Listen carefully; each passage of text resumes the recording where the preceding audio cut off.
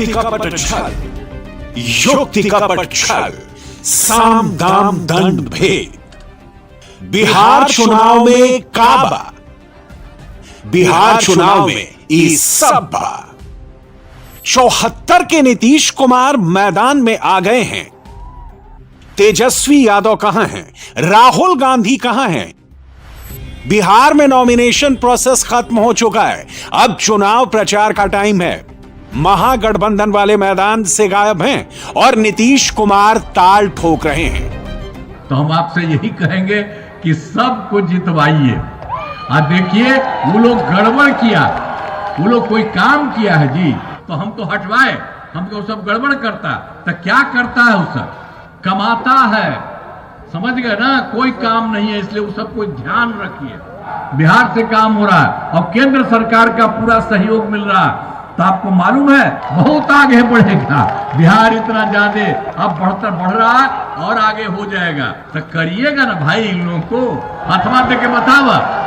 अरे बोलो, पीछे वाला बोले, सब बोलिए, बगल वाले भी। महागठबंधन में महा कंफ्यूजन है या महाफूट हो गई है? अब ये बिहार की जनता के सामने है। हम आपके सामने बिहार चुनाव के कुछ फैक्ट्स एंड फिगर्स रख देते हैं।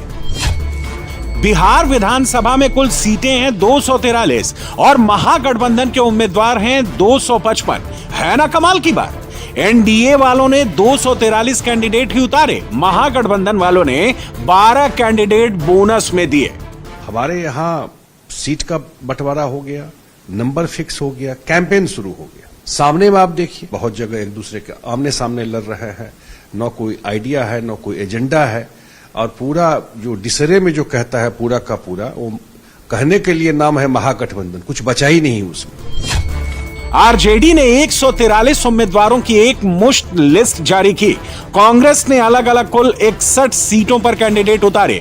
लेफ्ट पार्टियों ने 33 कैंडिडेट दिए, जिनमें से सबसे ज्यादा 20 कैंडिडेट सीपीआई एमएल लिबरेशन के हैं। वीआईपी ने 15 उम्मीदवार उतारे हैं। तांती और तत्वा समाज की राजनीति करने वाली इंडियन इंक्लूसिव पार्टी यानी आईआईपी ने भी 3 सीटों पर उम्मीदवार उतारे हैं। इस तरह महागठबंधन के उम्मीदवारों की कुल तादाद हो गई 255। अब जो 12 एक्स्ट्रा हैं वो अपनों के खिलाफ ही ताल ठोक रहे हैं। महागठबंधन धराशायी हो रहा है, ध्वस्त हो रहा है। वो भी कहीं ना कहीं कई ऐसी सीटें जो संभवतः हम लोग अपने खाते में नहीं गिन रहे थे, वहां पे भी हम लोग को वॉक ओवर देने का कार्य करेगा।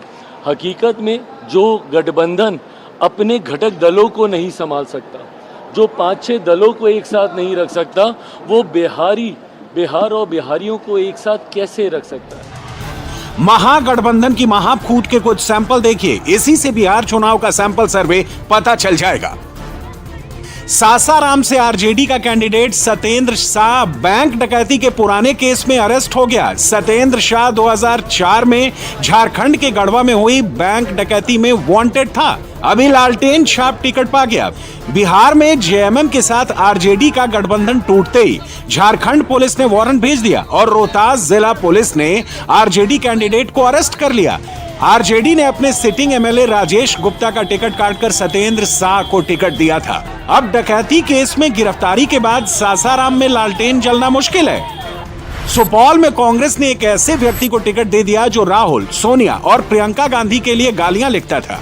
अनुपम कुमार के पुराने ट्वीट वायरल हुए तो कांग्रेस ने टिकट बदलकर मिन्नत रहमानी को दे दिया। पूर्वी चंपारण की सुगौली सीट पर वीआईपी के शशि भूषण सिंह का पर्चा खारिज हो गया। वीआईपी कैंडिडेट ने एफिडेविट में ही गलती कर दी थी और 10 प्रस्तावक की जगह सिर्फ 1 प्रस्तावक लाए थे। कुशेश्वर स्थान सीट पर वीआईपी के गणेश भारती को बिना सिंबल के लड़ना होगा क्योंकि इनका नॉमिनेशन निर्दलीय एक्सेप्ट हुआ है। मुंगेर के तारापुर में तो गजब ही हो गया। बिहार के डिप्टी सीएम सम्राट चौधरी के खिलाफ वीआईपी पार्टी के सिंबल पर पर्चा भरने वाले सकलदेव बिंद ने पर्चा वापस ले लिया और सम्राट चौधरी के सामने बीजेपी ज्वाइन कर ली। भगवा पटका पहनने के बाद सकलदेव बिंद ने कहा कि महागठबंधन में 3-3 करोड़ का टिकट बेचा गया, इसलिए उन्होंने पार्टी छोड़ दी। रुपया लोग टिकट बेचता है 3 करोड़ 4 करोड़ में, आज यहाँ भी 3 करोड़ में टिकट बेचा गया, इसीलिए आज हम रो रहे हैं इस मन से। 3 करोड़ में टिकट संजय यादव है आप सोच लीजिए उसका घर में परिवार में लड़ा दिया, उन व्यक्ति 2 करोड़ 3 करोड़ हर विधानसभा में टिकट का सौदा करता है, जनता का सौदा कर रहा है, आपका सौदा कर रहा है, टिकट बेच रहा है। उसका जवाब हम लोग 2025 में महागठबंधन को ताकत दिखाकर और बीजेपी का सरकार दिखाना है कि हम लोग बीजेपी के साथ है, महागठबंधन का ताकत का कोई प्रतीक नहीं रहेगा। तारापुर में आरजेडी ने भी अपना कैंडिडेट उतारा है। यहां से अरुण शाह आरजेडी के कैंडिडेट हैं, लेकिन महागठबंधन का एक नेता तोड़ लेने के बाद सम्राट चौधरी बम है। ये आज परिस्थिति क्यों हुई साथ में? सकलदेव जी चुनाव लड़ना चाहते थे और इन्होंने नॉमिनेशन भी किया और पार्टी के नेता के कहने पर नॉमिनेशन किया और तब भी इनके टिकट को दूसरे आदमी को दे दिया गया। बिहार में सब चल रहा है, जीत चाहिए चाहे जैसे मिले। साम दाम दंड भेद राजनीति की लड़ाई में अभी सब जायज दिख रहा है। तेजस्वी यादव लगता है कि अभी सीट शेयरिंग के झटके से नहीं उबर पाए हैं। तेजस्वी ने 2020 में धुआंधार प्रचार किया था। 2025 में तेजस्वी का वो स्पार्क मिसिंग है। 25 के बिहार चुनाव में नया स्पार्क पीके लेकर आए थे। दिवाली से पहले उनकी फुलझड़ी भी बुझती दिखी। पीके आज फिर सामने आए और देश के गृह मंत्री अमित शाह पर एक गंभीर आरोप लगा दिया कि पिछले 4-5 दिनों में 3 जन सुराज के घोषित उम्मीदवार जिन्होंने नामांकन किया या जो लोग नामांकन करने गए, उन लोगों को नामांकन नहीं करने दिया गया या नामांकन किया तो उससे उनका नामांकन विड्रॉ कराया गया।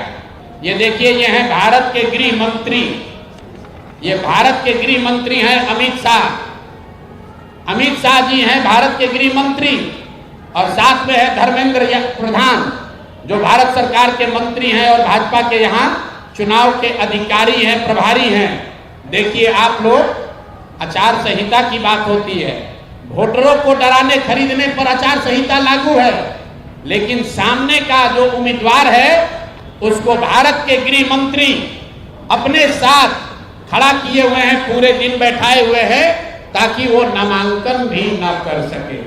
ये है भाजपा के चाल चरित्र चेहरा। ये देखिए भाजपा का चाल चरित्र चेहरा। प्रशांत किशोर ने बिहार की सभी 243 सीटों पर उम्मीदवार उतारे थे, लेकिन अब सिर्फ 240 कैंडिडेट बचे हैं। जनसुराज के 3 कैंडिडेट ने या तो पर्चा नहीं भरा या फिर पर्चा भरा तो उसे वापस ले लिया। जनसुराज के साथ ये खेल दानापुर, ब्रह्मपुर और गोपालगंज में हुआ।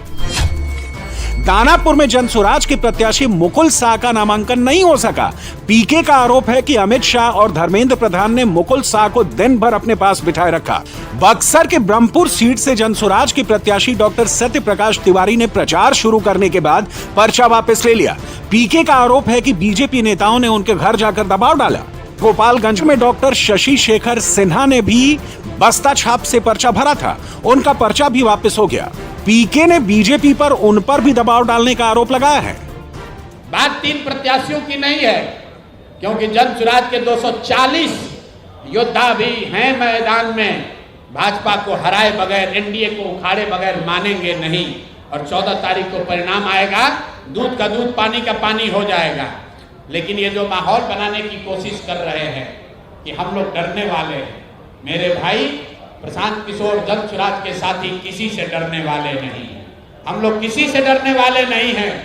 चाहे जितने उम्मीदवारों को खरीद लो, जितने उम्मीदवारों को धमकी दे लो, जितने उम्मीदवारों को उनके घरों में कैद कर लो, चुनाव लड़ा जाएगा और इतनी ताकत से लड़ा जाएगा कि आपके दांत खट्टे कर देंगे। बिहार में जिस दिन नीतीश कुमार प्रचार शुरू करने के लिए निकले, उसी दिन बिहार में लॉ एंड ऑर्डर की 3 संगीन वारदातें हो गई। खास बात यह है कि जिन लोगों की हत्याएं हुई वो दलित और महादलित समाज से हैं। मधुबनी के झंझारपुर में 12 साल के आदित्य चौपाल को किडनैप किया गया। बच्चे के बदले 25 लाख की फिरौती मांगी गई। 20 लाख क्यूआर कोड पर और 5 लाख नकद देने की डिमांड की गई। पैसे नहीं देने पर आदित्य चौपाल का मर्डर कर लाश फेंक दी गई। इस केस में मोहम्मद फैयाज और उसके साथियों पर मर्डर का आरोप लगा है। मुस्लिम और दलित एंगल जोड़ने से मामला सेंसिटिव हो गया है। ऐसी हत्या की है ये जिहाद छेड़ा है। अभी तक तेजस्वी यादव की नजर नहीं गई है।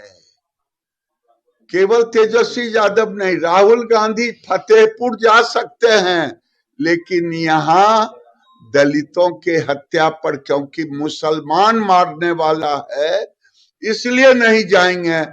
जो लोग मुझे कहते हैं हिंदू मुसलमान, मैं उनसे पूछना चाहता हूं, आपका जो कहां गया जमहूरियत, आपका कहां गया संवेदना? बिहार के गया जी में वैसा मर्डर हुआ जैसा जंगल राज में होता था। बीजेपी SC/ST प्रकोष्ठ के जिला उपाध्यक्ष उपेंद्र पासवान के बेटे सुभाष पासवान को उसके घर के बाहर ही गोलियों से भून दिया गया। मामला सियासी रंजिश का है। 19 साल के सुभाष पासवान के पिता उपेंद्र पासवान गया जी में मेयर का चुनाव लड़ चुके हैं। उनका कहना है कि शहर के मेयर गणेश पासवान ने उनके बेटे का मर्डर करवाया और इसमें उनकी गली का भी एक व्यक्ति शामिल है। मेरा बेटा का मराने का कारण है यहाँ का गया का मेयर गणेश पासवान जो है, वर्तमान में मेयर हैं, गणेश पासवान मेयर हैं। उनसे पुरानी मेरा रंजिश लड़ाई चलती है। वो कुछ जाति वाला मामला जो चल रहा है वो पासवान जाति का नहीं है, बंगाली जाति का है। पासवान जाति का सर्टिफिकेट बना करके चुनाव जीत गए हैं गया नगर निगम से। उसी का मैंने विरोध किया है। कोर्ट में केस चल रहा है। मेरा ससुर जी उसमें गवाही के रूप में गवाही दिए खिलाफ में।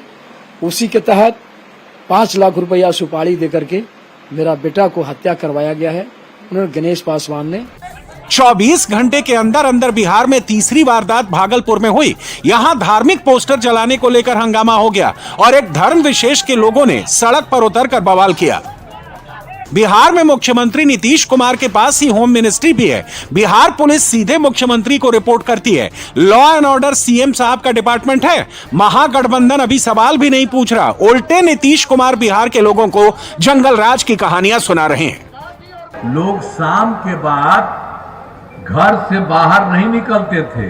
अरे याद करिए ना, शाम के बाद जो उस समय रहता था कोई घर से बाहर नहीं निकलते थे।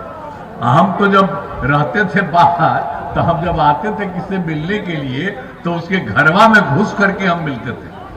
तो ये हालत उन लोगों का था। कैसा काम किया है याद करिए उन लोगों को कि लोगों को शाम के बाद घर से बाहर नहीं निकलते थे। समाज में कितना विवाद होता था, कितना हिंदू मुस्लिम झगड़ा होता था। हिंदू मुस्लिम का झगड़ा होता था, उसको ठीक करने का कोई काम किया? कोई काम नहीं किया। जंगल राज का मुद्दा नीतीश कुमार 2005 से ही चला रहे हैं। 2025 में भी नीतीश इसी के सहारे हैं। मुख्यमंत्री के पास कहने को बहुत कुछ है, लेकिन बिहार में घूम फिरकर यही एक मुद्दा ऊपर आ जाता है। तेजस्वी यादव अपनी रैलियां नहीं कर रहे, वो नीतीश कुमार की रैली को दूरबीन लगाकर देख रहे हैं। तेजस्वी को और कुछ नहीं सूझा तो उन्होंने नीतीश कुमार का एक वीडियो घुमाना शुरू कर दिया। इस वीडियो में दिख रहा है कि नीतीश कुमार औराई सीट से बीजेपी कैंडिडेट रमा निषाद को माला पहनाने की कोशिश करते हैं। जेडीयू के कार्यकारी अध्यक्ष संजय झा उनको रोकने की कोशिश करते हैं। नीतीश हाथ पीछे खींचते हैं, लेकिन फिर रमा निषाद के गले में माला डालते हैं। माला पहनाने से रोकने पर नीतीश कुमार संजय झा के ऊपर झुंझलाते हुए भी दिखते हैं। गजब आदमी है भाई, गजब आदमी है भाई, गजब आदमी है भाई। हाथ काहे करते हैं सब। नीतीश कुमार की उम्र हो चुकी है, ये बात खुद तेजस्वी यादव भी कहते हैं। नीतीश कुमार रमा निषाद से बहुत बड़े हैं, पिता की उम्र के हैं। तेजस्वी यादव के बाद आरजेडी सोशल मीडिया सेल ने भी ये वीडियो घुमाया, लेकिन ना तो बीजेपी ना ही रमा निषाद ने कोई आपत्ति दर्ज कराई। इस तरह तेजस्वी का उठाया इकलौता मुद्दा टाएं टाएं फिस हो गया।